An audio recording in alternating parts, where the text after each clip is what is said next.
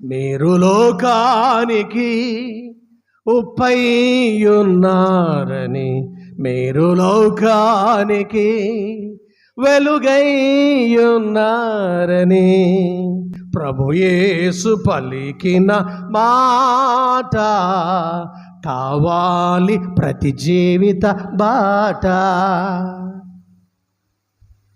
కూరలో ఉప్పేస్తున్నారు కానీ జీవితంలో ఉప్పు లేదు, బ్రతుకులో ఉప్పు లేదు.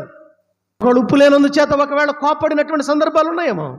మన జీవితంలో నిజమైనటువంటి నిజ జీవితంలో నిజమైనటువంటి ఉప్పు అనేటువంటి ఉప్పు వంటి వాడవుగా నీ ఉండాలని, సమాధానం అనేటువంటి ఉప్పు, ప్రేమ అనేటువంటి ఉప్పు, ఉప్పు అనేటువంటి నిజమైనటువంటి ఆత్మీయ స్తోత్రం అనేటువంటి కృతజ్ఞత సంభాషణ, ఎల్లప్పుడూ ఉప్పు వేసినట్లు మీ సంభాషణ కృపాసహితముగా ఎలాగుండాలట?